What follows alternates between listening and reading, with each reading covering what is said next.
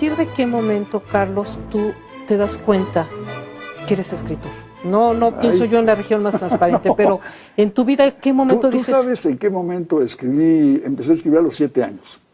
Vivíamos en un apartamento en Washington y yo hacía una revista, un magazine, para mi consumo y el de los habitantes de la casa de apartamentos. Ahí hablaba de las películas que había visto, de los libritos que había leído, de noticias de mi familia que no le interesaban a nadie más que a mí, y circulaba. Yo lo mandaba a circular, regresaba como estaba hecho con crayones, con colores y lápiz, pues regresaba todo borroneado. De verdad que empecé muy joven, yo tenía esa vocación muy clara que me inculcó mucho mi padre. Mi padre tuvo un hermano muy brillante que se llamaba como yo, Carlos Fuentes, discípulo preferido de Salvador Díaz Mirón, autor de poemas muy buenos, y de una revista literaria en Jalapa, Veracruz. Murió muy joven, a los 21 años, de una enfermedad de esas que había en los trópicos. Pero mi padre lo quería mucho a su hermano, me puso su nombre y me puso a leer desde muy niño.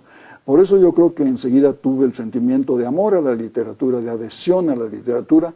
Y mi primer cuento, figúrate, lo publiqué en el boletín del Instituto Nacional de Chile, que fundó Victorino Lastarria, nada menos. Y yo a los 11 años pues sometí mi cuento, me lo aprobaron, y ya empecé una carrera que en cierto modo se develó cuando estaba yo en la preparatoria, hazme el favor, y hubo un concurso de cuentos. La condición es que fueran anónimos. Entonces, el día de la premiación, pues, primer lugar, con el nombre de fulano de tal, yo, Fuentes. Segundo, también. Tercero, también. Lo cual decidió la carrera política de Mario Moya Palencia, de Porfirio Muñoz Ledo, que en ese momento dijeron a la literatura. Eran los otros contendientes. Sí, nos vamos a la política. Cuando tú vas concibiendo tus personajes, Carlos, los delimitas, los escribes, les das un perfil psicológico, piensas qué edad va a tener, cuáles son sus gustos, cuáles son sus virtudes, cuáles son sus defectos, o la propia escritura te va llevando a ese perfil. Las dos cosas, Marisol, hay las dos cosas. Tienes ideas preconcebidas que a veces se actualizan en el papel, en la escritura, y a veces no. Resulta que creí que el señor tenía una nariz muy grande y pues era chato en realidad. Lo voy descubriendo a manera que escribo, por la manera como huele o hace el amor, que se pues no era narigón, era chato. De manera que esto se va desarrollando en la escritura, aunque siempre hay una idea. Sí, a veces hay una idea preconcebida, a veces no hay idea alguna. Es el personaje en su desarrollo el que te va diciendo, este soy yo, figúrate, de veras no sabía. Te va llevando. Te va llevando, sí.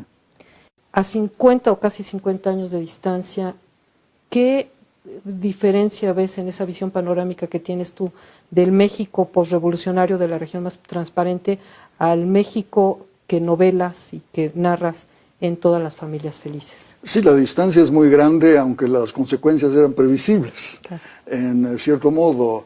En el 58 había todavía una cierta euforia nacional, un sentimiento de que se había hecho una revolución y aunque no había democracia, sí había una sensación de progreso, de mejoramiento paulatino de las clases sociales, de ascenso de la clase obrera, de la clase media, y eso se perdió hoy.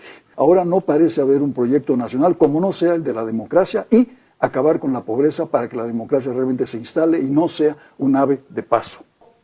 ¿Qué buscas tú en el lector que hoy en día tiene Todas las familias felices? ¿Qué sentimientos buscabas provocar? Yo provoco el sentimiento de la lectura, de afecto a la lectura, de ganas de leer el libro en primer lugar. De eso depende todo lo demás, ¿no? Tú sabes que los libros se escriben en soledad, no en comité. Uno vive horas muy solitarias, pero muy fecundas, muy contentas, muy alegres, porque se está creando algo, porque se está apelando a la imaginación, que es una de las grandes facultades que tenemos los seres humanos. ¿Ha cambiado tu visión acerca de la función social y cultural de la literatura? Mira, yo nunca me adherí a la fe de Jean-Paul Sartre de la obligación del escritor de comprometerse políticamente. ¿Qué cantidad de escritores no se comprometieron políticamente y escribieron grandes obras? Porque la función social de la literatura, que a mí me parece inevitable, no viene de un propósito programático o propagandístico, ni siquiera de las buenas intenciones. ¿Cuántas malas novelas se escribieron en América Latina para defender al trabajador bananero? Pues bananas, ¿verdad? Porque no pasaron a la historia. Una novela tiene que ser fiel a sí misma y en la medida en que lo es, defiende los dos grandes valores de la literatura, que son el lenguaje y la imaginación. vuelvo a Todas las familias felices. Tú describes esta obra como una polifonía narrativa, sí, en la que pues 16 cuadros, panoramas, relatos, llamémosle como, ahora hablamos del género, pues nos van llevando a, pues, a toda una concepción. Mi pregunta es, ¿tú concebiste, cuando estabas pensando en escribir Todas las familias felices, lo concebiste como un todo o fuiste pensando separadamente? Mira, hay las dos cosas. Por un lado, sí hay una concepción totalizadora de lo que vas a hacer desde el primer momento, pero luego hay los accidentes del camino, ¿verdad? Quieres llegar a Acapulco, pero no te das cuenta de la cantidad de curvas que hay. Y en esas curvas te puedes desbarrancar o puedes acelerar, depende. De manera que, pues, sí tenía una idea, pero la idea también tuvo sus hijos, sus ideas, que fueron floreciendo a lo largo del camino y enriqueciendo el concepto de la obra, me parece. ¿Cuándo surgieron los coros? Los coros es algo verdaderamente desgarrador, maravilloso. Muy pronto. Me di cuenta de que no podía contar ninguna historia de individuos, ni siquiera de familias, sin referirme a lo que pasaba afuera, a los que no tendrían voz en mi propia obra, a los que estaban clamando en la calle, pero clamando en silencio. Esta era la cosa que me interesaba. Ese afán que tiene el escritor de darle voz a los que carecen de voz, que es uno de los impulsos esenciales de la literatura, es lo que me llevó a poner entre narración y narración un coro diciendo aquí estamos. ¿Realmente existe la felicidad en la familia?